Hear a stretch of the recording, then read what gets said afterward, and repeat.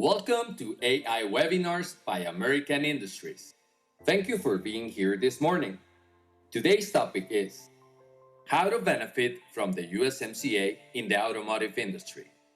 We are pleased to welcome Jorge Vaca, Regional Director at American Industries, who will be giving the welcoming remarks. Welcome, Jorge.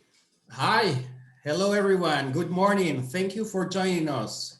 First, I really hope that you and everyone in your family is safe and healthy. It is a pleasure to be with you in this webinar, How to Benefit from the USMCA in the Automotive Industry. As you know, this webinar is organized by the American Industries Group. We are a Mexican private company with over 40 years of experience facilitating the successful establishment of foreign companies in Mexico through our two main services, industrial real estate development and our shelter program. Today, we are honored to have the presence of 5 experienced, talented, successful businessmen that will be sharing important information around the automotive industry environment, considering the challenges, the opportunities that we are facing in the region amid the USMCA. After our speaker's presentation, we will have a quick Q&A session answering some of the questions that people from the audience already placed during the registration process for this webinar. Important also to mention that this webinar is being recorded and will be reposted in our social media and in our official webpage for your future review. Okay, let's waste no more time.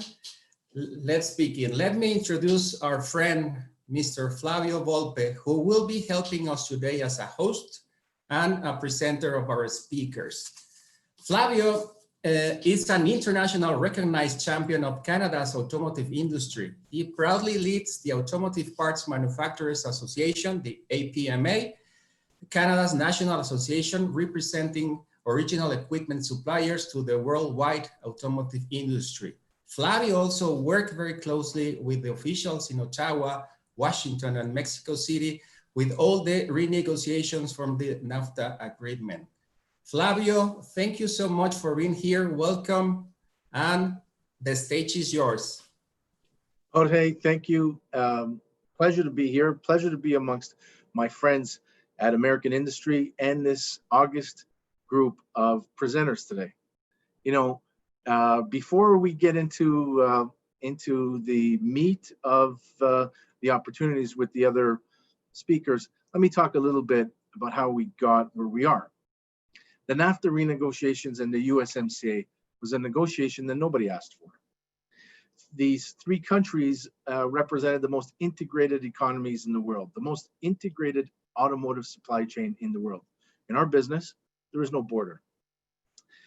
All 3 countries are amongst the top 10 automotive producers on the planet, a grouping that is unlike any other in the world on either side of the oceans.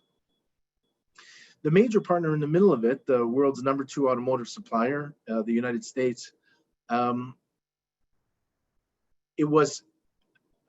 a new government in 2016 that the new president, and I've been rather candid about this, I don't think understood that Mexico and Canada was a partner that the United States worked with and needed and helped to build the great economy that is the American economy.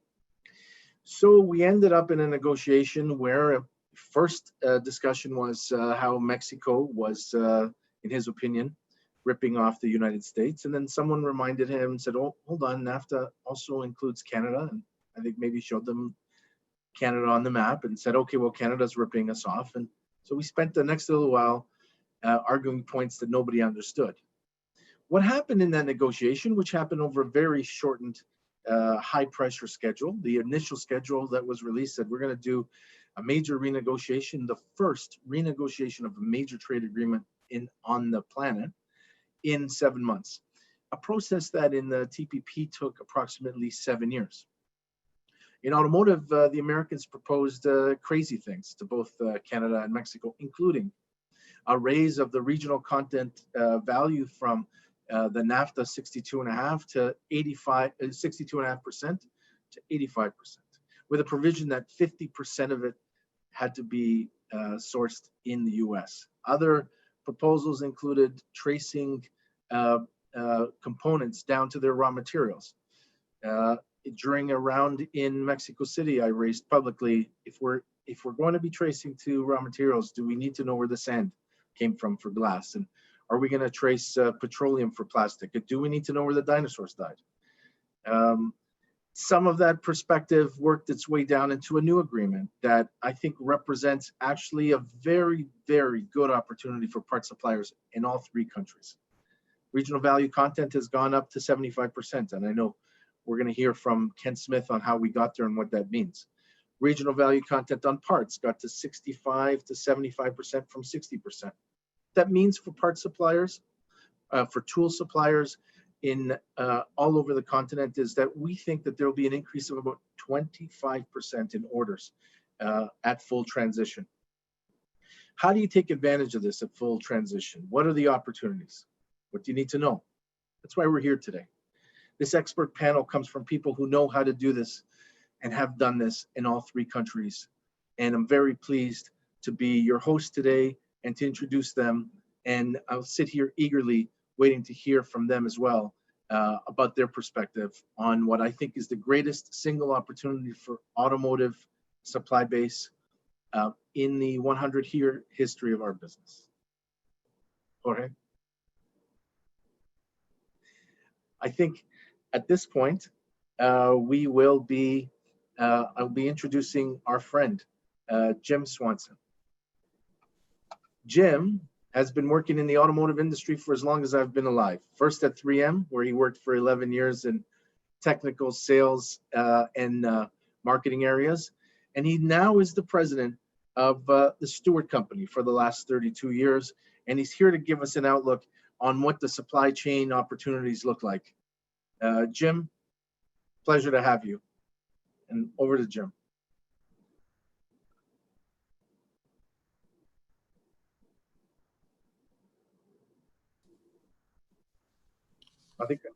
I think we're just waiting for Jim's camera. Yes, Jim Swanson, can you please open your camera?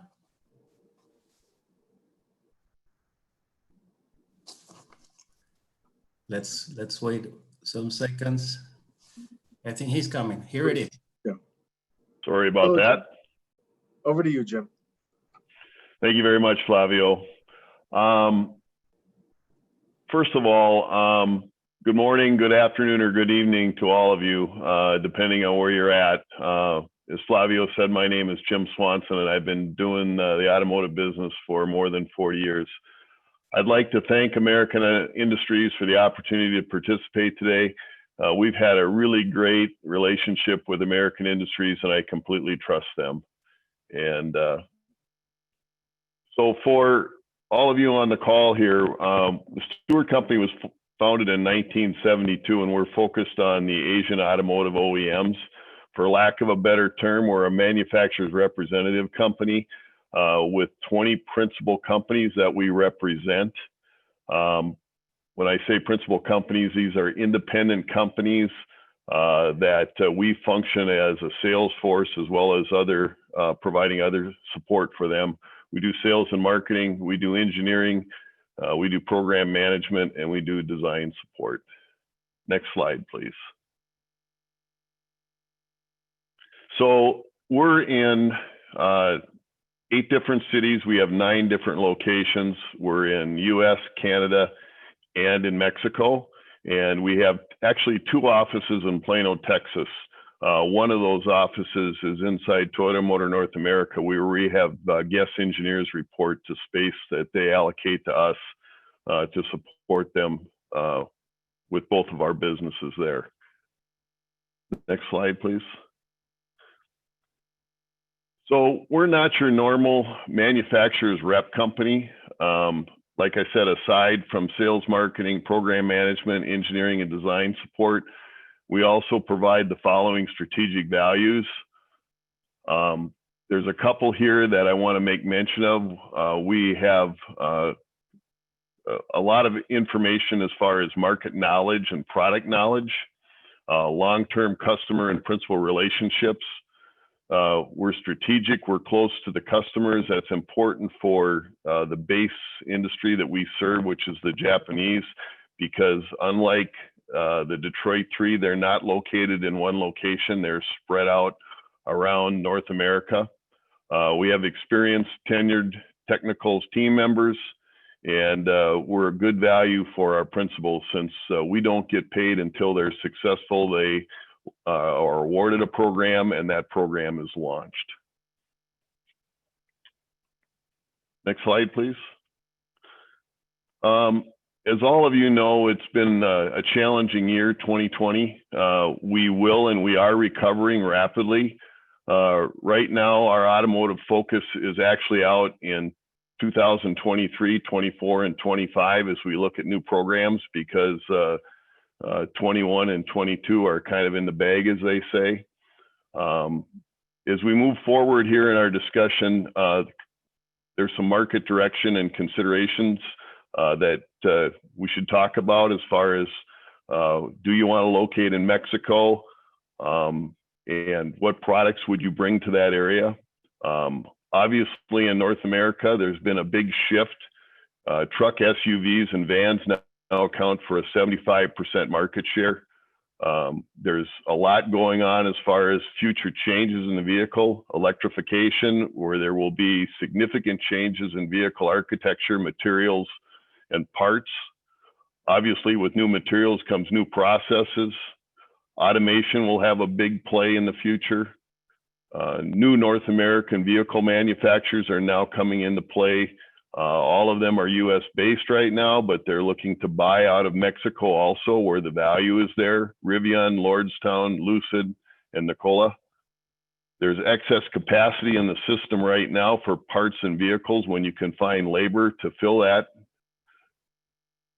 But we're looking out again in 2023, 24, and 25, and we should be fully recovered. Political issues, yeah, no kidding, there are some out there. And then personal safety issues, not only in Mexico, but I'm sure everybody's been watching the news and seeing what's going on in the US right now. And then the economy direction, COVID recovery is still unknown and always changing. Next slide, please. So relative to Mexico and manufacturing in Mexico, what are the benefits? Well, first of all, you can take a look at the labor cost here, fully loaded. In the USA, our labor cost for plant workers about $22 an hour on the average.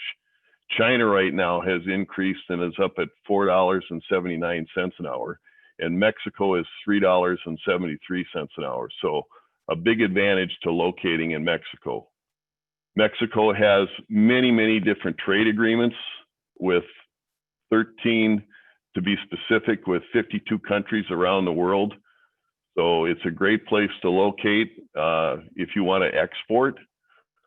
Mexico has access to over 60% of the world's gross domestic product and boosts agreements with countries in Europe, South America, and Africa, among others. Existing cluster of industries down in Mexico. Mexico has access to a vast pool of customers in various industries, as the 5th largest exporter of computers, the 6th largest aerospace supplier, and the 8th largest automotive manufacturer. Companies have the opportunity to do business with a growing base of OEMs. There's 14 light vehicle manufacturers and 9 heavy-duty vehicle manufacturers. And there's over 600 tier 1 companies currently doing business in Mexico. There's a skilled and educated workforce. Mexico workers are some of the most focused workers in the world, working longer hours per year on the average than many other countries, most other countries. Mexico has very diverse operations, logistical considerations, and supply chain. It's close to the Atlantic and the Pacific ports. The time zone is similar to customers in the Americas, and there's reduced travel time to the site compared to locating in Asia. Next slide, please. So what are the consideration items and drivers as far as locating in Mexico? First of all, Understand your customers' needs, directions, and sourcing strategies. What are the product supply options? What is the localization commitment, activity, and timing from your customers? Do they have a peso policy where they want you to charge and invoice in pesos? What are the tariffs for countries that you may be shipping to? What is the local content consideration and requirements for your customers, and where are they in meeting those requirements? Understand your competitors, your competition's directions, your current competitors. I'm sure that if your current competitors aren't located in Mexico, they're strongly considering it. And then you need to take a look at what the possible competitors are for you if you locate in Mexico. You need to clearly and carefully define your objectives. Are you looking at Mexico consumption, North American consumption, or export? Establish your Mexican team of advisors, your partners. In this case, would American Industry be your partner? INA is an organization in Mexico that you should consider joining. Very high value. Their support during the COVID negotiations with the Mexico government was critical. Oscar Albin and his team know everybody and understand all the critical issues. They can be invaluable as far as information and support for your organization. There are many great options down in Mexico as far as attorneys, accountants, banks, and state and local governments. Use them. Determine your company structure and future direction. Do you want to be a Mexican entity, a shelter, a maquiladora? It's going to be different depending on what your needs are. Next slide, please. Carefully choose your intended location and meet with the state and local governments. Know your customer, suppliers, and your competitor. Know your customers, your suppliers, and your competitor locations. Logistics costs and complexities. Know what those are. Utilities. You need to understand what the availability, the cost, and the quality of those utilities are, and they differ by location. Understand the safety issues and protocols. Benchmark practices with local companies, establish a company's policies and procedures, and form a safety committee within your company. Determine your complete costs and pricing in Mexico for your land, your building, and your build out. Is your equipment going to be imported? If it is, American Industries can help you with different options to reduce the taxes and the costs. Labor, what is the availability and cost by location? Utilities, again, availability and costs. Raw material availability and costs. And then critical and purchase components, sources, logistics, and stability. Determine how you will finance your Mexican operation. Understand and plan your employment strategies.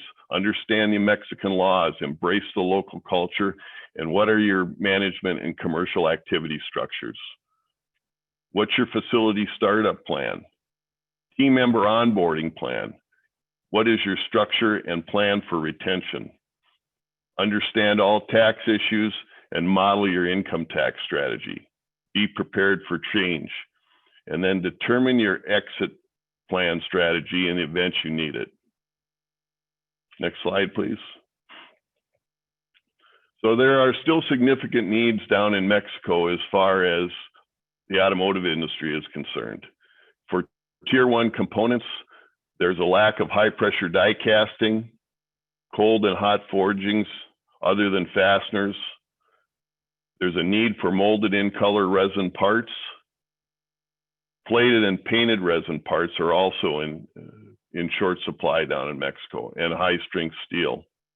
If you're looking at being a sub-tier component supplier, there are opportunities down there with small injection molded parts, not shoot and ship, but where you can provide design and engineering expertise for those products. Stampings, stainless steel is in short supply down in Mexico. There are no manufacturers currently of stainless steel in Mexico, so it has to be imported. And then miscellaneous Tier 2 components for experienced good local automotive suppliers. Next slide, please. These are some of the partners that we have down in Mexico that I would like to recognize. Obviously, American Industries, INA. We have a great attorney down there. The firm name is Guild Elroy. And then we've done extensive work with Querétaro and Guanajuato as far as understanding what the needs are and what they can provide for us as far as locations in those areas. Next slide, please. I hope you found this information and my perspective of the value now back to you, Flavio. Thanks, Jim. It was very interesting. That second last slide there, I think, will be of great interest to a lot of our viewers. And for follow-up, where you talk about the component supplier opportunity list, I know lots of Canadian American firms that operate in those spaces, in those components, that could use a little bit of insight, maybe some intros, and really appreciate you sharing that with us, Jim. And I'll echo your comments as well on Oscar Albin and INA. He's my counterpart in Mexico, and they do an exemplary job, and they do know everybody. And I've tested that for the last 4 or 5 years, and Oscar has always been an incredible partner for Canadian firms doing business in Mexico. Now we move on to our next speaker, Ken Smith, who is a friend of mine, who probably got sick of hearing from me during the negotiations of the last 3 years, has extensive experience in working for the government of Mexico, specializing in international trade negotiations. I met Ken in 2016 before the change in government in Washington, and we shared a space on a panel at the National Press Club, where he was representing Mexico's interests within NAFTA. He formed a key part of Mexico's negotiating teams, working with a variety of institutions, and he served as Mexico's chief technical negotiator for the modernization of NAFTA, the new USMCA. Always a pleasure to be involved in anything related to Ken Smith. Ken, over to you. Thank you very much, Flavio. It's a real pleasure to be here today. It's a real pleasure to see you again. We had quite a bit of work together during the negotiations, and it's a pleasure to have a chance now to explain what we obtained through the USMCA. Thank you very much to American Industries for the opportunity to come and discuss precisely the opportunities that the agreement offers. And I will focus on the content, primarily on rules of origin in the agreement, what to look out for, and what are the opportunities and sort of the risks and areas that we must look at. So if we turn to the next slide, just in very general terms, it's very important to understand that rules of origin are an essential part of a trade agreement negotiation, because it is through the negotiation of the rules of origin that you determine how an export good qualifies as originating, and therefore how it can obtain the preferential access. So the chapter on rules of origin has the general direction, the concept of the rules of origin and how these will be established. And then you go to the specific rules of origin, which is very interesting because every product is analyzed, looked at, and has its specific rule of origin, which determines the productive processes that need to take place so that that particular product qualifies as originating. Throughout the life of the NAFTA, there was a lot of work actually in those 25 years of changing rules of origin, in many cases, most cases, making them more flexible to reflect changes in technological advances so that rules of origin can contribute to the competitiveness of North America. So if we go to the next slide, please, we can see that automotive rules of origin, as you well know, since you're in the sector, was one of the toughest aspects of the negotiation in the USMCA. Flavio already explained some of the original positions that the US put on the table, which in our opinion, in Canada's opinion, and in the opinion of the three industries of Canada, Mexico, and the US, would have actually caused disinvestment in the region if we had gone in the direction of the regional value content around 85 or 90%, forcing 50% of US domestic content. Another area that the US was pushing was trying to establish the salaries in Mexico's automotive sector through the trade agreement, which is basically impossible. So we were able to move away from that into something that strikes a balance. And like Flavio says, that generates a lot of opportunities for North America. So if we go to the next slide, please. What we can see here, and in very basic terms, of course, the presentation is available to you after we're done. Yes, as Flavio explained, the regional value content of the vehicles, both for light vehicles and for heavy trucks, is increased. In the case of light vehicles, up to 75% from the original 62.5%. But in order to address a lot of these, let's call them pressures that the US was putting on the sector in terms of their original positions, we were able to come up with requirements that have never been used before in any trade agreement to determine origin. They're innovative, and they do present a certain series of challenges, but we were able to have a balanced negotiation. So basically, new requirements on the percentage of steel and aluminum that must be purchased in North America in order for the vehicles to qualify as USMCA vehicles. Also, the concept of labor value content, where in the case of light vehicles, 40% of the automobile has to be produced in regions that pay salaries of $16 or higher. So all these concepts are new, the two that I mentioned. And also, instead of having the NAFTA tracing list, now this is replaced by a basket of different auto parts, essential, principal, and complementary, that have their own specific regional value content. So going to the next one, I think in this next slide, we see also the balance in the negotiation, I think, for Mexico and Canada. Whereas the US was pushing to make the rules very strict, we were able to make them less strict than what they wanted, but in a way that also promotes more regional content. So the opportunities for auto parts manufacturers are very important to increase North American content. And we also obtained a benefit in the negotiation, because in cases where the US decided or decides to go ahead and impose national security measures against the automotive sector in the world, like they did for steel and aluminum under Section 232 of US law, Mexico and Canada would be excluded. They would be excluded by the amounts that you see on the screen, 2.6 million vehicles and 108 billion US dollars in auto parts. So that would cover us basically for 4 or 5 years in case the US decided to go ahead with a 232 measure in the sector. So that is essential because it turns Mexico and Canada into a sort of oasis. If the US hits the rest of the world with these punitive tariffs on national security, Mexico and Canada are effectively excluded. The same thing happens if the US decides unilaterally to increase MFN tariffs in the WTO, in other words, violate their ceiling in the tariffs that it can charge as per the WTO.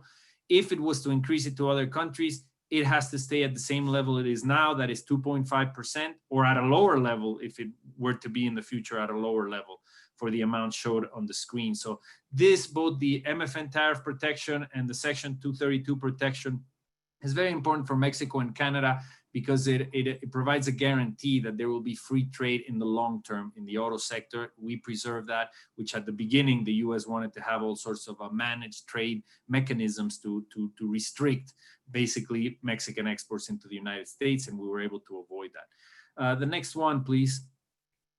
This one is very relevant because it shows us how the automotive rules of origin will come into effect and what the transition periods would be.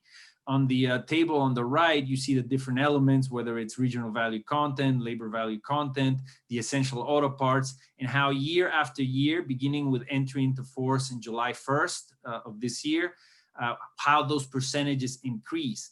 And it is interesting to take into consideration that built into the process is the possibility to have further transition periods if companies are not able to comply initially with the requirements. And I'll get into that in a second.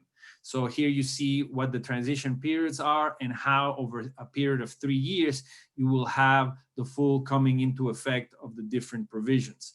If we go to the next one, I think this is essential. It summarizes some of the important elements, vis-a-vis what the US wanted at the beginning and what we actually wound up with in terms of results of the agreement. There are important changes. I mentioned the transition periods that are expanded so that firms can make the needed adjustments to reach the levels of content.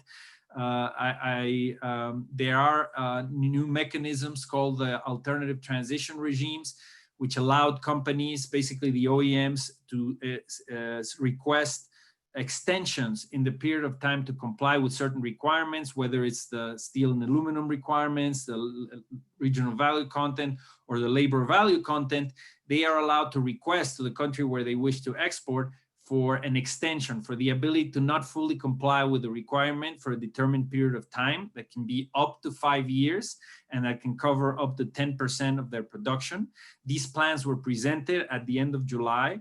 They were supposed to receive a response at the end of August, but because of continuing discussions within the governments and with the industry, this has been extended for another month. So this is a very important element that gives breathing room to the OEMs to be able to have more time if they need to comply with specific requirements.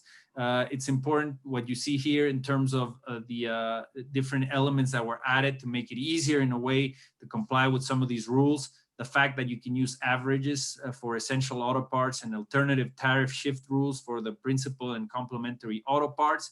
This gives you the possibility to have flexibility and not have to have every single car has to comply with every single element that is established in the rules. You can do an average by plant, by company, basically by country, and there's different ways of doing it. There's roll-up rules, which are important. In other words, the fact that if a component qualifies as originating and you insert it into the final vehicle, for purposes of the final vehicle, it should be considered as originating. So whatever percentage of non-originating materials that component has is not counted towards the regional value calculation of the final vehicle. And this is important right now because there is a controversy. The US is, in the opinion of Mexico and Canada, misinterpreting this roll-up rule and making it harder to comply with the RVC. We can get into that later on if you want, but that's something important that I need to mention. If we go to the next one, we have to understand that the process did not end when the negotiations ended in 2018. After the agreement was signed, and for about a year and a half, the governments continued to work on what are known as the uniform regulations. These are essentially the guidelines, the practical guides that translate the general disciplines that are established on rules of origin in the text of the agreement into a guideline, a guidebook for the companies, both OEMs and auto parts and tier 1, tier 2 suppliers, etc., to be able to know how it will work in the implementation of each one of these requirements. So they are done in a uniform manner. That's why they are trilateral. They are designed to guarantee a consistent and uniform interpretation by all three countries. And this is very important. The uniform regulations were delayed for a while. They didn't come out until about a month before the agreement came into effect. And obviously they are a key piece of what needs to be understood and analyzed by OEMs, by auto parts producers in order to be able to implement the rules correctly. So if we go to the next slide, I want to delve a little bit into how in the automotive sector there will be important opportunities. And this slide shows us in general what we consider in our firm. We've done an analysis sector by sector. What are the sectors with great potential for attracting investment and for growing under the USMCA? You see here three bubbles on the left. Basically leading the charge is, of course, automotive. A lot of the other sectors of advanced manufacturing as well, and heavy industry that were already big exporters and successful sectors under the NAFTA will continue to be so under the USMCA. In the case of the automotive sector, we've already discussed the stricter rules of origin. Companies in other regions of the world now know that it won't be as easy to just export components and introduce them into North American automotive production. Because of the stricter rules of origin, now in order to take advantage of the North American auto market, you need to be in the North American auto market. And that, of course, means that these companies in other regions of the world realize the need to invest in North America. And that's very positive. It's very positive for the US, for Canada, and especially for Mexico, because we continue to be the most attractive country of all three in order to receive foreign direct investment in the auto sector. Also, all of the sectors that I mentioned here, I mentioned, of course, industrial production, advanced manufacturing, the high-tech sectors, the primary sector as well. All of these will benefit, especially in the auto sector, from other parts of the rules in the USMCA that have to do, for example, with facilitation of trade. the ease of customs provisions, customs administration, making it easier to cross the border, reduce border crossing times, reduce paperwork, utilize information technologies in order to get your shipments across the border quicker. All of that will contribute to making North America a more attractive destination for investment and for trade flows across our borders. And of course, the issue that is now very important is the issue of nearshoring.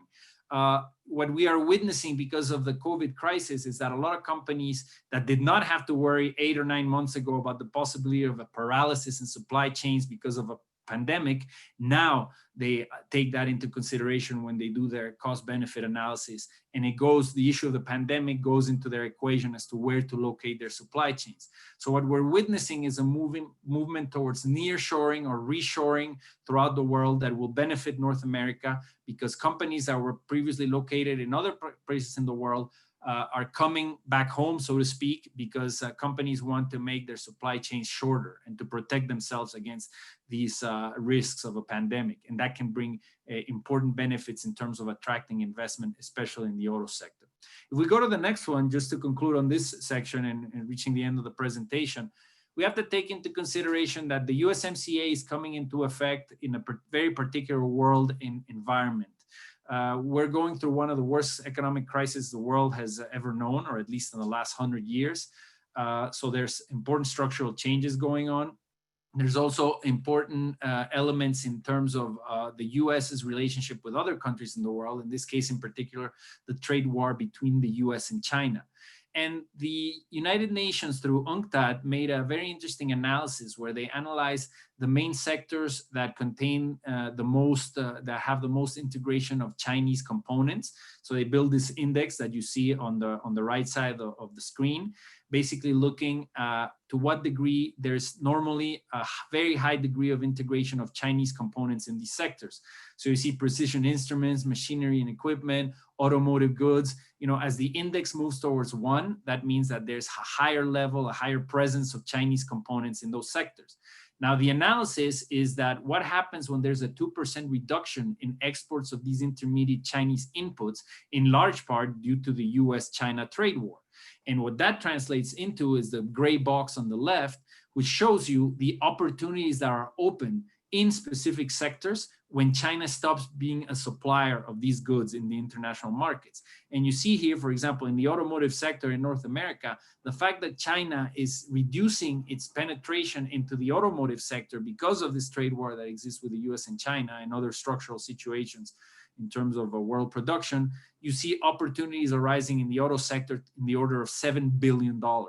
And we can delve deeper into specific opportunities depending on the particular products. But you see that this applies also to telecoms equipment, $5 billion in opportunities, electrical machinery, almost $5 billion as well. And we can go like that, analyzing all of the sectors. So this is an interesting dynamic analysis of how the fact that China is being restricted in terms of its access to the United States is generating enormous opportunities for other countries in the sector. And this means that more investment could flow to Mexico, could flow to Canada as well. So if we go to the next one, basically just wrapping it up, my colleagues will delve into specific opportunities in Mexico region by region. This gives you a good panoramic view of how Mexico is ready for nearshoring. We have strong industrial clusters throughout the country, whether you're talking about electrical, electronic, obviously automotive, very strong in central Mexico, north and northeast, medical equipment, aerospace, and everything having to do with management, R&D, back office, etc. So we are a country that's connected to the United States through efficient transportation systems, as was explained before by Jim, a strong and skilled workforce, positive impact in terms of wages, but wages is not the only element that makes Mexico attractive. It's the combination of factors, and this is very important as you make your investment decisions. So if we go to the next one, just basically to close, At Agon, we have developed strategies to help companies and trade associations understand the new requirements in the USMCA across all sectors. We've we've put together a checklist of all of the elements that companies need to understand in order to comply with the agreement. And not only that, take advantage of Mexico as a platform, as a trampoline to produce in Mexico for the North American market, but also for the wide network of trade agreements that we have. We have 46 countries with whom we have trade agreements, 12 trade agreements with 46 countries, generates very good opportunities in the automotive sector and all other sectors. So, with that, I will turn it back over to Flavio, and we can continue with the presentations. Thank you. Thank you, Ken. What's very clear from that is that you have a very senior understanding of the trade dynamics, not just of the USMCA, but all the other things that are affecting opportunities in Mexico. You talked about the details of the rules of origin, but you also spent some time on the transition periods, and those are very important. In the automotive business, how do you take advantage of that market that you articulated on that schedule? A lot of that overlays very nicely with what we heard from Jim Swanson. Here are the opportunities in product class. You talked about the opportunities in terms of the size and then how do we get there? Sometimes we need to stage, especially as you talk about the new normal here, talking about a time when working capital has been very restricted for people. And if you can't make it right now, you lose that opportunity to be the suppliers for those OEMs in the future.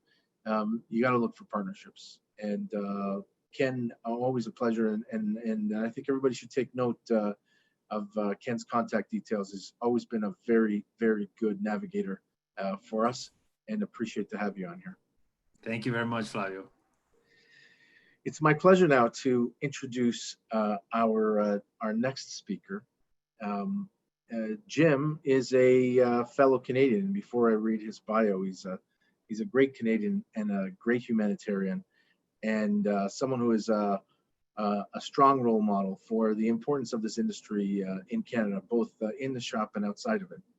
Jim was hired as the general manager of Ground Effects in 1989, and he was named president in early 1991 while I was in high school. Under his management, GFX has grown from a 5-facility operation into a 30-facility operation, expanding into the US, Mexico, South Africa, and China over the last 7 years. With 3,400 employees in 30 different facilities, Jim has an incredibly unique outlook, and he will bring and share his perspective of doing business in Mexico. Jim, always a pleasure to have you. Thanks so much, and it's a great pleasure to be here as well. I've got a long history with American Industries, actually over 10 years now. I set up our first facility in 2012, but we were working on our plan together with American Industries, our partners there, since about 2009, I guess. Couldn't be more excited to be a partner with American Industries, and we really have done some great things there, which we're going to talk about as we get into these slides. But before we get into the slides, I want to touch on a couple, sort of as I see the auto trend today. We deal with all the major OEMs, FCA, General Motors, Ford Motor Company, Nissan, Toyota, and we've enjoyed 34 and a half years of a growth with these customers. And obviously our move to Mexico has been and was sort of a key to getting things really, really revved up in 2008, 2009, and obviously as our launch drew near in 2012. So as I see the auto industry, it's funny, our customers back in 2004, 2005 were kind of forcing us to find Asian low-cost countries. And as a matter of fact, some of you will remember there was a percentage of purchases had to be in LCCs, low-cost countries. And it really forced us to get to Asia and start finding suppliers there, and ended up having a couple of joint ventures in China as well. We still have them today. However, although our customers pushed us there in 2005, they're now pulling us back, as Ken had mentioned earlier in this presentation.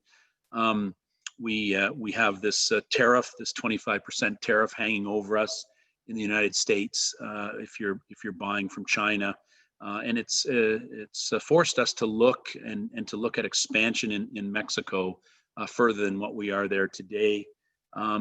Trucks and SUVs, which is our market. Although you see some police cars on this screen here, we customize a lot of vehicles, FCA vehicles, into police units and governmental units for them. But trucks and SUVs remain extremely hot, and it doesn't seem to matter since 2009. Wherever the economy was, trucks and SUVs, more and more demand, higher end SUVs and pickup trucks.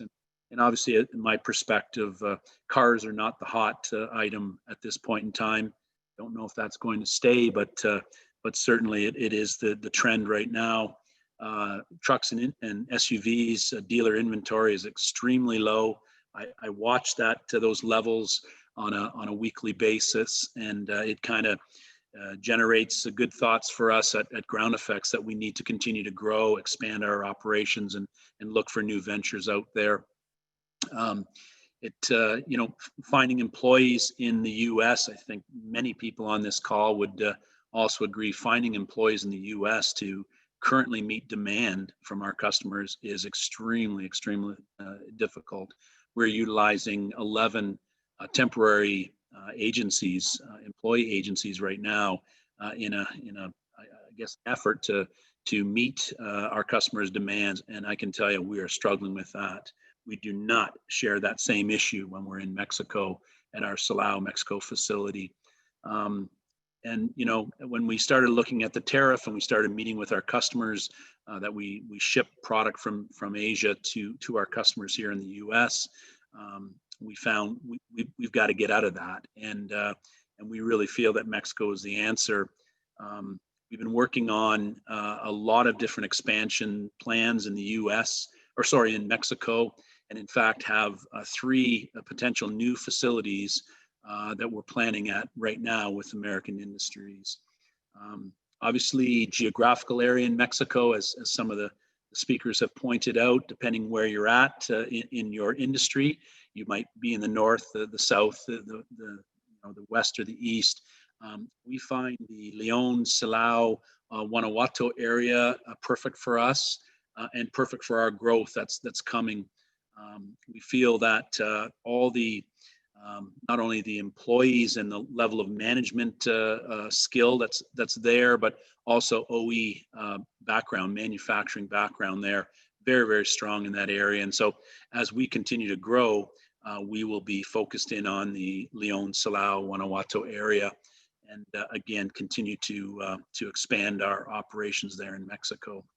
I want to tell you, if we popped into some of the slides here, the next slide, please, and just kind of who we are and what we do. As the slide indicates, we've got 31 operations in the US and Canada.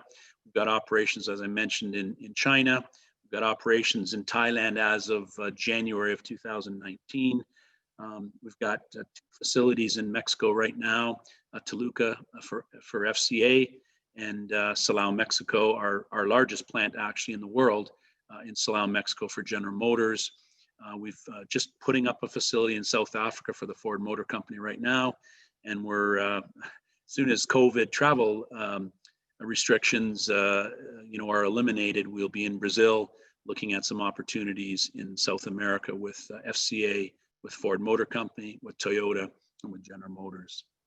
Next slide, please. This is kind of a little screenshot of where we're located in North America. And we really are located very close or even on the grounds of OE assembly plants. And again, we focus mainly on trucks and SUVs. However, we do finish vehicles, Chargers and Challengers just east of Toronto. And in Bowling Green, Kentucky, we finished the Corvette for our wonderful customer, General Motors. And we do some van upfitting in Windsor, Ontario, as well as Kansas City, Missouri. Next slide. Just want to talk sort of what we do, and we're called a second stage manufacturer. We can go to the next slide just to kind of outline what we do there. So that's a snapshot of all the different facilities we have and all the different vehicles we work on. Obviously, you see it's very, very heavily dependent on not only full-size pickup trucks, but mid-size pickup trucks with the Ford Ranger, with the Colorado and Canyon with General Motors. We also do some painting for large Ford vehicles on the bottom right there. And as I said, the transit van in Kansas City, Missouri. We've touched about 1.1 million vehicles this year. We should have touched about 1.4 million. But as we all know, we've suffered through the pandemic. We have put in excess of 1.6 million parts on these vehicles. And again, it should have been almost 2 million had we not suffered through the shutdown in March, April, May, and June. Next slide. This is a TRX. It's being put together in our Sterling Heights facility, which is directly across the road from the Ram assembly plant. This is a vehicle that will launch October the 12th, I believe is the date. And we've got 12 different products we're installing on that, as well as a bunch of graphics, our spray and bed liner. And this TRX hit the market about 4 weeks ago, I guess. And the entire first year of build was sold out in less than 3 days. We've got a study underway with FCA on expanding the output. This is we're going to do about 22,000 of these trucks, and they're asking us if we can do upwards of 40,000 trucks, which we're trying to figure out how we're going to get that done with the suppliers we utilize, as well as our facilities there in Sterling Heights. Next slide. This is our flagship in Mexico, located in Silao, Mexico, as I said earlier. We started off in 2012 with two robotic cells. What we do there is we're at the end of the assembly plant line. After shake and rattle, the vehicles roll into our facility. We are part of the GM compound. And we started off, as I said, with two robotic cells that were simply spraying bed liners into the back of the pickup trucks. So instead of a drop-in bed liner, we would robotically spray a bed liner in there. Lots and lots of advantages to a robotically sprayed bed liner versus a drop-in. So we quickly went from 2 production cells to 4 production cells to 6 production cells. First year we had produced 25,000 bed liners, and we were so happy. We closed last year at 193,000 bed liners. Earlier this year, we launched our 7th robotic booth in that facility. The facility, by the way, has been expanded twice. And we are in negotiations with General Motors right now on an 8th and potentially 9th robotic spray booth, as well as a further expansion there. So we have just really has become our flagship. The employees, the quality of our employees, the retention of our employees, the incredible management team we've assembled there, all with American Industries' help, is second to none. Our safety and our quality and our production ratios and graphs lead the league of all of our plants. Silao, Mexico is our #1 plant in every single category. So we're super, super proud of this facility, its employees and its management team. As I said, just an absolute flagship for our company. Next slide. Manufactured parts mainly in Canada, Windsor, Ontario. More specifically, we've got a lot of side steps and running boards and bumper protectors and rock rails that we ship direct to a new number of factories throughout North America. And that's a sampling of them you see in front of us on this page. And next slide. We do all kinds of roof rail and cross rail systems for General Motors. As a matter of fact, we've been awarded, the last 5 programs have been awarded to Ground Effects. And we are actually, we've asked American Industries to do a very in-depth analysis in Mexico, in that Guanajuato area, to actually manufacture all these products. Instead of manufacturing them here in Windsor, Ontario, where I sit, or in China, we're looking at setting up a very large facility near our Silao plant, and we would be able to produce anything stainless steel, mild steel, aluminum, plastic components, chrome plating, eco powder coating. And that will be a very diverse facility. We are hoping within the next 18 to 24 months to have it up and running. And really, we believe the world will be at our fingertips there in that area in Mexico. Next slide. A lot of our work that we've done in Silao, Mexico, as well as our side steps and our roof rails here, have allowed us to win back to back, actually 3 years running, General Motors Supplier of the Year award. And Silao, Mexico, and our partnership with American Industries really has led the way, again, in every major category that General Motors rates us on or rates suppliers on. We finished #1 and just could not be more proud of that. Next slide. I want to talk about our partnership. It's amazing. As I said, 2009 we met up with Gerardo and Marianne and Marion and the group at American Industries. And I can tell you, from the minute we met them, I felt a sense of calm. I had gone to Mexico for the first time, and my first question was, how the heck are we going to pull this off? And we pulled it off with our partnership with American Industries. Their knowledge, their experience in conducting business, they quickly put my mind at ease. And all of our program managers, our engineers, our sales folks, our ops people, we all just got this great feeling that we could do whatever we wanted to do in Mexico, all with American Industries as our partner. IMEX and VAT issues that were quickly highlighted as a key to our success there.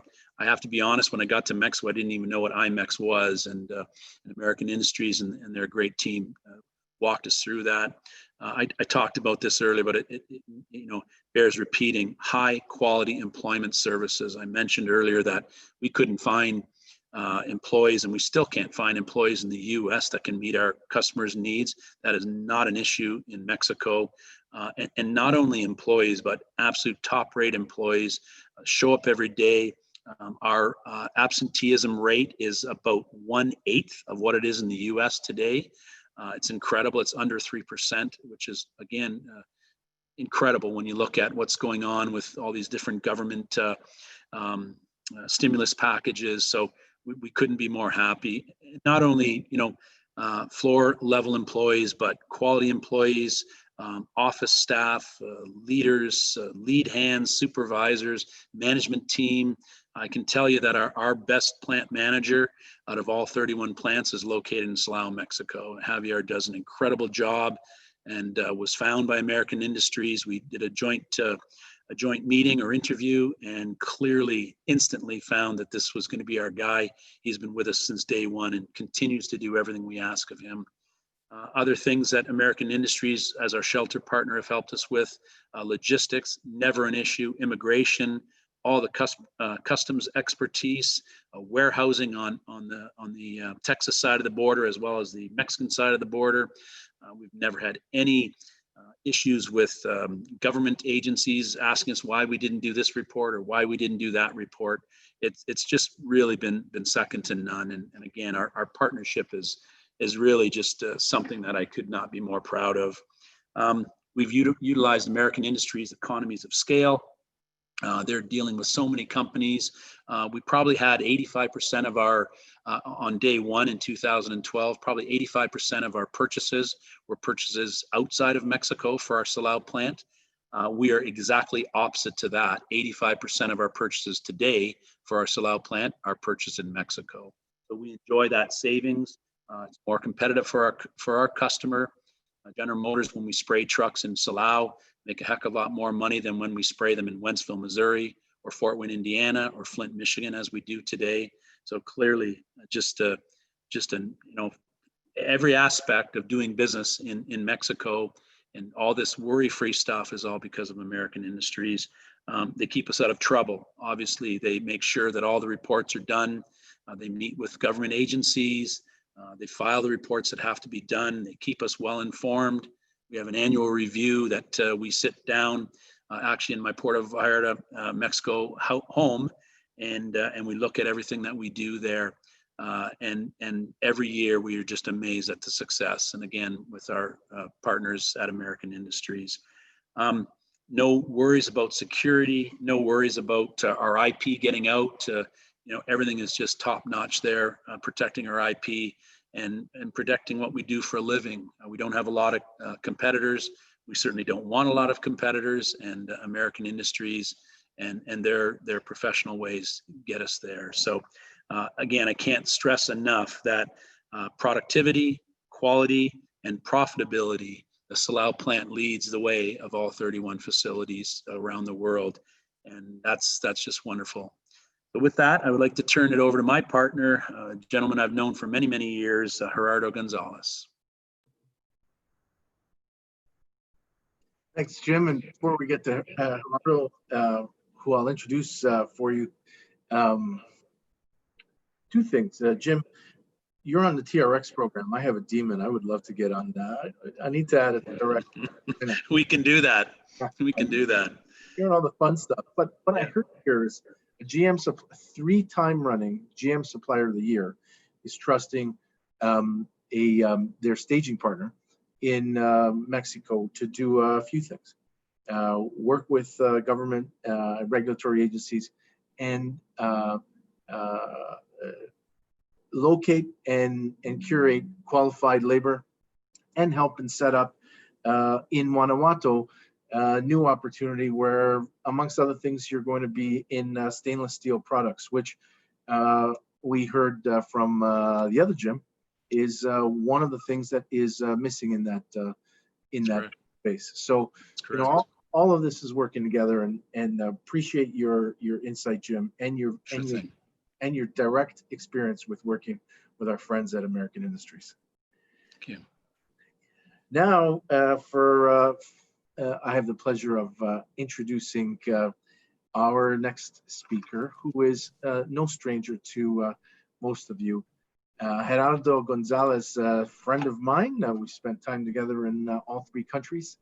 Since 2014, Gerardo has served as the General Director for the Guanajuato region in central Mexico at American Industries. In 2012, he worked as an economic advisor to the governor of the state of Guanajuato and has worked since 2005, providing consulting services on strategic planning for entrepreneurs. Before I hand it off to Gerardo, I found that insight, that experience and insight working at the state capitol and understanding how legislators see our industry and how they regulate it to be invaluable. And thank you for your insight over the course of the last 3 years of the NAFTA renegotiations. Gerardo, over to you. Thank you. Thank you very much, Flavio, for the kind words. And also thank you, Jim, for those very kind words as well. And Jim, and for all companies like Ground Effects, let me tell you that we feel very proud when we hear someone speaking of American Industries like that. That is our job. That is what we love to do. And that is what we are here for, to serve companies like Ground Effects and that they feel comfortable and that they establish a successful operation in Mexico. So before I begin with my presentation, let me begin by asking you a question. So next slide, please. Okay, I'd like to begin with a question for you. Did you know that you can establish a new operation in Mexico without, and let me emphasize that word, without doing the following three things: without establishing a Mexican legal entity, without paying VAT import taxes on all of the imports of raw material and equipment of machinery, without paying VAT on local purchases, and probably the most important topic, without having to worry about the administrative activities for your operation in Mexico? Well, believe me, there is a way you can do that. So please stay with me for the next 10 minutes, and I will explain to you how we can do that. So before doing that, let me just emphasize some of the key topics of why Mexico. I'm not gonna expand too much on this topic because Ken Smith and Jim Swanson and Jim Scott, they already gave a lot of information on this. But of course, we have a very competitive peso. This plays in the benefit of arriving companies in Mexico because it's very beneficial for the export process. We have a competitive labor cost and highly skilled labor force. We have more than 110,000 engineers graduating every year from Mexican universities and technical colleges. This is more than all the engineers graduating from Spain, from Brazil, and from Germany together. So not too many countries can say that they have a very vast, young, high-skilled young population as Mexico does. Of course, all the industry clusters, as Kenneth Smith mentioned very well during his presentation, you have to make sure, you need to make sure that the place you are arriving in Mexico, it has all the ecosystem in place for your operation to succeed.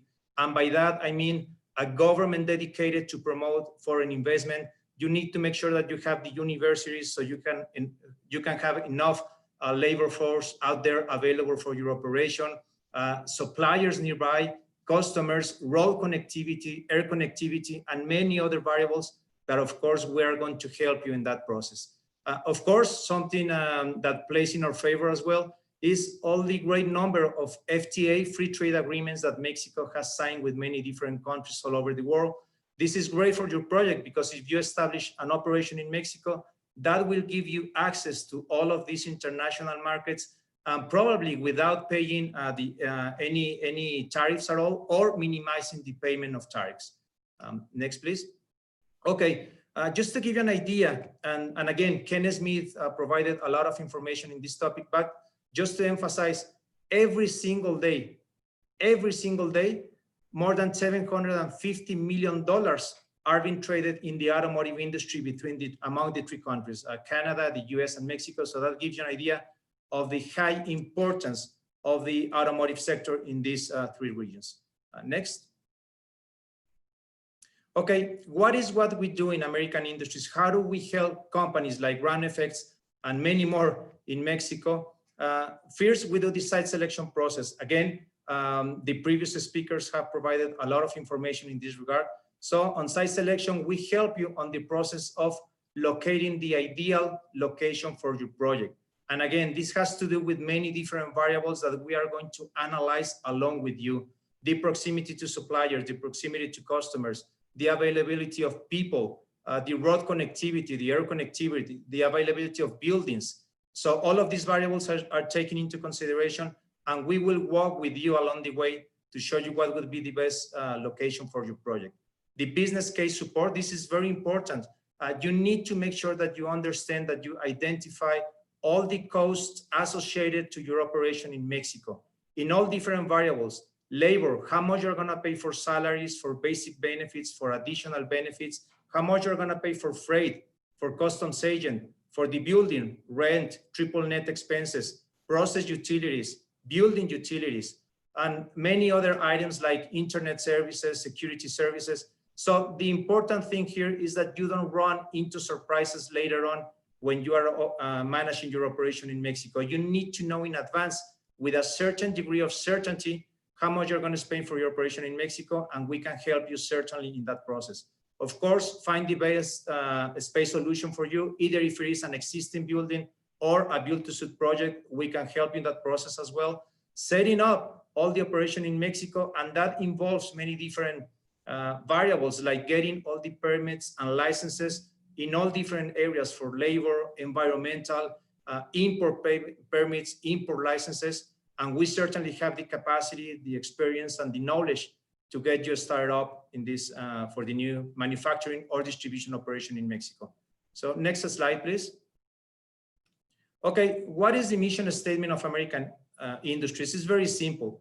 It's to help foreign companies to establish an operation in Mexico in a successful way. And not only establish, but actually to stay with you for as long time as possible. As a matter of fact, the vast majority of our customers, they just stay with us after the initial period of the contract has been over. So they decide to renew with American industries because they realize it's much more convenient to stay with American industries with someone who lets them to focus only on the production side of the business and forget about all the administrative side of the business. So what is the shelter concept? Let me open a parenthesis here and make a very quick, simple analogy. Let's imagine for a second that you are traveling to another city, so you get to a hotel. So when you go to a hotel, you basically have to worry about the things that you need to worry, which is having the business meeting with the people that you're supposed to meet, or probably work in the presentation that you need to prepare for the following day, whatever it is, but you need to focus on whatever is important to you. You are not going to worry about the hotel paying for the salaries of their employers. You are not going to worry about the rooms being clean for you. You don't need to worry if the hotel has already paid their bills for electricity or water or gas. Well, that's something similar with the shelter program. You are the guest, the hotel is the shelter program, and we are the people managing the hotel for you. So you can focus on wherever it's important for you, and we handle everything else. So next slide, please. Okay, what are the services covered under the shelter program? Let me put it in a simple way. Basically, everything that is not related to production, I repeat, everything that is not related to production, manufacturing, quality, engineering, that is in our side.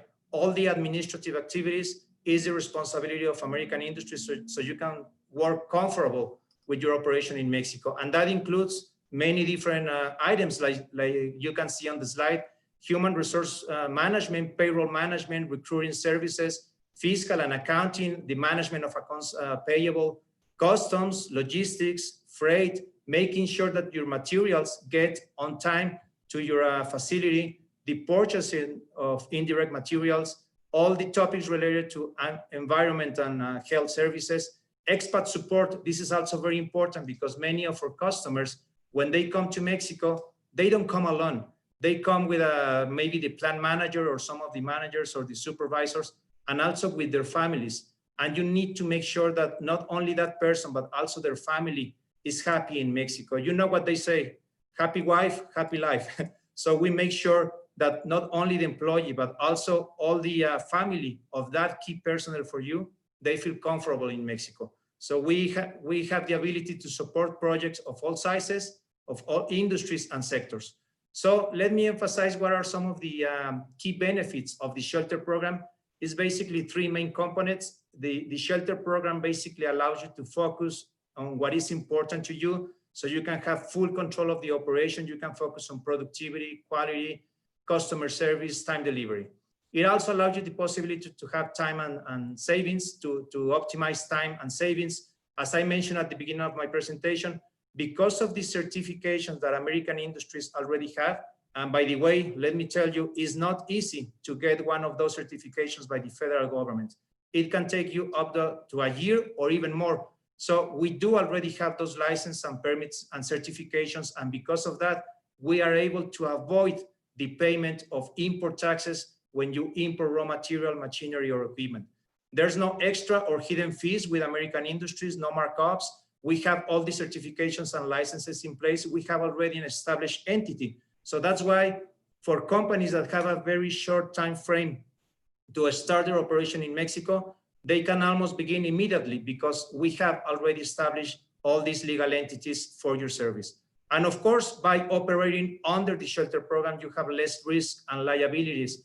We make sure that we have full compliance with all the laws and regulations in Mexico in all topics: labor, environmental, import and export transactions. There will be less need for supervision from your headquarters. And also you have the option to operate under the non-incorporated scenario, which is basically the framework that I described in the previous slides, or to operate under an incorporated scenario. No matter what, we can provide a service to both type of frameworks. We have many different customers that perform their operation under the non-incorporated framework, and we have many different clients that perform under their own legal entity. So next, please. Okay, also, of course, on the industrial real estate solutions, we basically have all the solutions that you need. It doesn't matter if you need an existing building. Most probably we will have an inventory building in one of our industrial parks, or we can search in the market for whatever is available that fits better for your needs, or we can develop a build-to-suit project. By the way, we can start small. Jim Scott was very humble in his presentation, but he forgot to say that he started with only 25 people, and now he has more than 300 employees at their operation in Silao. And that is the way we view it. We grow along with you. So your success is our success. We help you grow during that process. As they say, think big, start small, and scale fast. So we can help you in that process to grow together. Next one. Okay, so finally, who is and what we are in American Industries? Well, it's a Mexican private company. We have been in operations for 44 years. In those 4 decades of operation, we have been able to help more than 200 international companies like Rand Effects and many more to successfully establish an operation in Mexico. Right now, under the shelter program, we have more than 50 customers. On behalf of those 50 customers, we currently employ more than 16,000 people. And let me emphasize this number because I can guarantee you that not too many companies in Mexico can say that they have under their payroll management more than 16,000 people. That gives you a very good idea of the capacities and the flexibility of American Industries to serve your project. Again, it doesn't matter if it is a distribution operation with only 2 persons or a large manufacturing operation with more than 2,000 people. That is part of the beauty of the shelter program, that we are flexible enough to help you in whichever process it is. We have developed 15 industrial parks, more than 125 buildings, and right now we have 150 tenants occupying one of the buildings of American Industries. On the customs division, we perform more than 30,000 import and export transactions per year on behalf of our customers. So once again, that gives you an idea of the capacities of American Industries. Finally, as you can see in the chart, we have many different customers from many different industries, aerospace, automotive, and many other industries. So once again, since we focus only on the administrative side of the business, that's why we can deliver our service to companies from any country, any sector, any size. So in conclusion, in American Industries, we believe that nearshoring in Mexico, expanding operations in Mexico, is not a question of if, it's a question of when. And you can rest assured that whenever you are ready to move forward in that direction, we're going to be there to help you on that process. So that is the end of my presentation. Back to you, Flavio. Gerardo, thank you for that. And thank you for the last couple of slides that gave perspective of just how deep and how wide American Industries services and facilities are for those of us who are considering expansion into Mexico. 44 years in the business, 50 current clients. And I looked at that list with the logos. I think all your viewers probably saw 20 that popped up as a who's who in the business. The fact that they trust you means that you deliver. And certainly that has been our experience over the last few years. We all see from all of these presentations that the acute opportunity in all 3 countries in Mexico, in North America, due to the USMCA, is very strong. The opportunity in Mexico is unique because it is also overlaid with the dynamic of nearshoring that has come from the crazy year that we have had, and the dynamic that is going to be supported with the new rules of origin. Right. Thank you, Gerardo. And this brings a conclusion to our presentation phase. I want to say thank you to American Industries, of course, for bringing everybody together and bringing this export panel together, and for sharing the insight of the panelists, as well as your own through Gerardo. I think at this stage, I will be passing the baton back to Jorge, and we will be entering our question and answer period. Jorge. Thank you, Flavio. Thank you so much. Au contraire. Thank you. And also our speakers, the Jims, Kenneth, Gerardo, thank you so much. So interesting. Time flies so very quickly. As I mentioned at the beginning, we have some interesting questions. And I saw that we received some questions during this webinar, and we will ask our speakers to help us to answer those questions, and we will send in the answers. So now we have the most popular questions that we receive. I'm gonna be addressing one to each of our speakers. So let's do it, let's begin. I have this first question. It says, for Canadian companies looking to take advantage of the new USMCA opportunities, but are short on working capital because of the pandemic, what do you recommend as a course of action? And of course, Flavio, you are the one for this one. Sure.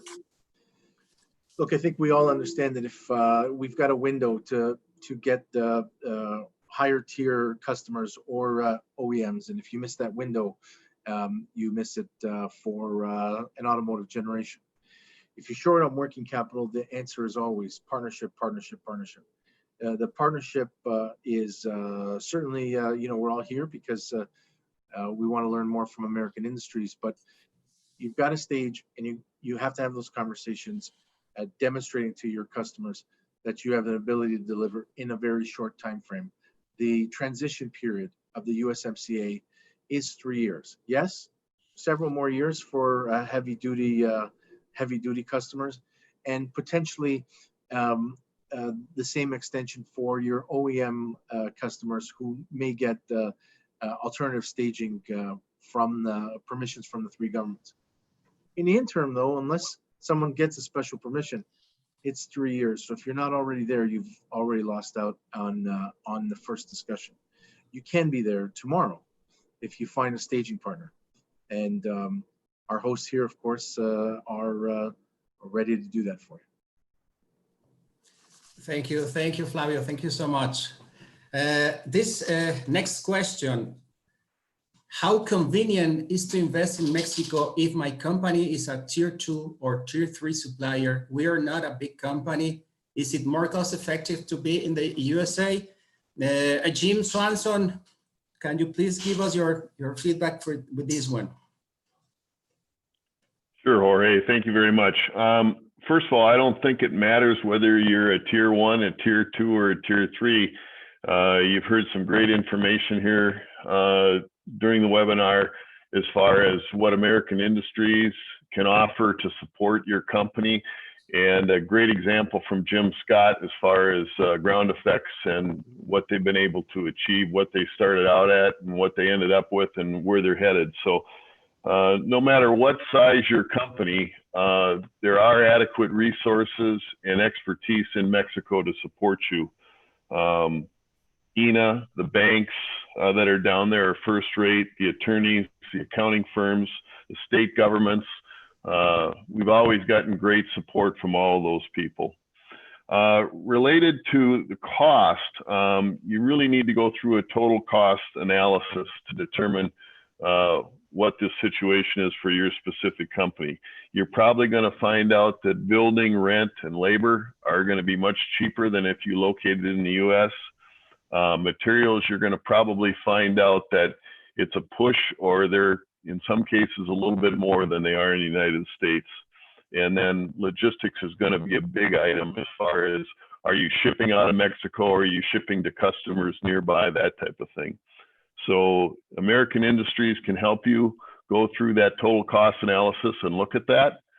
And that's probably what you need to do to satisfy that question. Thanks, Jorge. Correct. I agree. Thank you, Jim. Next question, and I think we have been talking about this, but why should foreign companies invest in Mexico? Because Jim Scott, with your experience and what you were mentioning, why you think foreign companies should invest in Mexico? Yeah, well, obviously that's an easy one, and I'm sure I probably touched on all those points already. But number one, availability of workforce, high quality workforce. I don't think if you haven't worked in Mexico, or you don't have the the time spent in Mexico, I don't believe you would understand the high quality workforce that exists in Mexico. So that's one of the huge points. I should say eager to work as well. I talked about under 3% absenteeism rate, which is, we don't have anything like that in our U.S. plants, I can tell you. Then the competitive edge, obviously, I spoke earlier, but Silao is our most profitable plant out of the 31. There's a reason for that, right? You know, lower paid employees with high quality, so your output is second to none. Our quality is second to none. Obviously, huge logistics savings. If you're looking at low-cost countries like China, you don't have that worry. And then I would kind of sum it up as trust. The Mexican people are trustworthy. I don't know. There's something about Mexico that continually, you know, drives me to look at opportunities there. As I said, I bought a home there because I love the country as so much. Our customers love our flexibility. We can make it in China, but better yet, we can make it in Mexico, or we can make it in US, or we can make it in Canada. And then finally, I guess with American Industries as our shelter partner, it's worry-free. It's absolutely worry-free. So I would answer that. Thank you, Jim. Thank you, and congratulations for the success of your operations. Thank you so much. We have another question. Do you think this new deal, USMCA, will help the time of crossing all the materials from Mexico to USA? Also, we talk a little bit about this. Gerardo, what do you think about if the USMCA will help to reduce the time of crossing materials from Mexico to USA? Yeah, that's a good question, Jorge. Well, perhaps it's not necessarily related itself, the USMCA, with the time of the crossing at the border. However, here where it becomes very relevant to make sure that you partner with someone who already has licenses or permits that allow you to cross in less times. By that, for example, right now it comes to my mind, there's a certification, the OEA, that is basically designed, among many other benefits, to precisely minimize the crossing time at the border. So the treaty itself is not related to minimizing the crossing time at the border, but there are some other tools, some other licenses and permits and certifications that allow you to do that. So if you come to Mexico, specifically talking about Mexico, you make sure that you pursue those certifications, or that you partner with someone like American Industries who is entitled to do that. That would be my answer. Thank you so much, Gerardo. And finally, last question for you, Kenneth, about the rules of origin for the automotive industry. Will they be implemented gradually to automotive suppliers or after a certain date? You explained a lot of this during your presentation, but your summary in this regards or confirmation about if the rules of origin will be implemented gradually to the suppliers, please. Yeah, absolutely. And I can tell you that the one of the key parts of the negotiations was to have flexibility for the economic actors in the automotive sector in all three countries to be able to comply. At the end of the day, what these rules intend to do is to generate more opportunities for more domestic content that can be competitive vis-a-vis the rest of the world. So the transitions were important because different OEMs, different auto parts producers have different levels of local supply. Some have been here for 50 years, some have been here for 2 years. So we need to really do a case-by-case analysis and be able to provide these transitions so North American countries are not shooting themselves in the foot and making requirements too onerous or costly. So this was an essential part. As I showed in the presentation, for each specific requirement, there are specific timelines that go, in the case of light vehicles, for 3 years, in the case of heavy trucks, all the way to 7 years. And let me emphasize the alternative transition regimes that are included, that are being discussed. These, Flavio alluded to those as well, which are the possibility that OEMs may request additional time for compliance with specific requirements. So they were asked to present, by the end of July, their plans. Basically, a company must explain why they can't comply with the immediate entry into effect or the transition periods for the 3 years of either the steel and aluminum content, the regional value content, the labor value content requirements. And the country to which you want to export analyzes those requests and acts accordingly. So they may grant it or not. But in the case of Mexico, what the Mexican government is doing is that they're being very flexible on this. Mexico, when we negotiated, when I was in the government, we believe that we must give as much flexibility as possible to North American producers to take advantage of the new mechanism. And that's something that is being discussed. I also touched upon briefly that there is a growing controversy on an interpretation that the US is doing on this roll-up rule. Not to enter into much technical detail, by virtue of what we negotiated in the NAFTA, when a component is included in a final vehicle and it's considered originating, then when you do the calculation for the entire vehicle, you don't take into consideration the parts, the percentage of non-originating material of parts that were included in that car and that are considered originating. Basically, what this means is that it makes it easier at the end of the day for the OEM to say, okay, I'm complying with the requirements. Now, it is a technical issue, but it is important because if the US decides to change that interpretation, that changes the ability of certain OEMs to comply with the new requirements of the USMCA. So we are helping a few companies that are dealing with this issue. There are important issues that we're looking at as well as to how, for example, auto parts companies can help OEMs comply with the labor value content. In other words, if in the components that come, for example, on a seat that comes from the US into Mexico and then is assembled into a vehicle, the OEM could calculate the indirect labor value content of, for example, the fabric in the seat, if it was made in the US and Canada, paying up to $16 an hour, rather higher than $16 an hour. The Mexican OEM that utilized that fabric for that seat can actually use it to comply with the overall labor value content. So there are a lot of transitions and opportunities to utilize the agreement to comply with the requirements in a way that makes it less strict for the companies. And of course, we can help with all of that. And it's a question of continuing working with the governments to ensuring proper implementation. Correct, definitely. Thank you, Kenneth. And yes, I guess you mentioned flexibility. It is important. It is a complex situation, and also important to have experts like you that can guide companies like ours and our clients. Thank you so much. So, friends, thank you. I want to express my sincere appreciation for our speakers, for your time, and all of you for being here, your participation. We all know we are facing a new environment full of challenges, but definitely there are a lot of opportunities too. So I really hope that the information presented by our speakers will be helpful for you and for your companies. Before I go, I want to mention that as American Industries, we will continue organizing these kind of webinars with the idea to share important information among the industry. So please stay tuned to our social media and our webpage for upcoming events. And finally, if any of you are considering to establish an operation in Mexico, you need more information about our services to run, that we run a cost model for your project, please don't hesitate to contact us. We will be more than happy to assist you. And at the screen, you can have our contact information.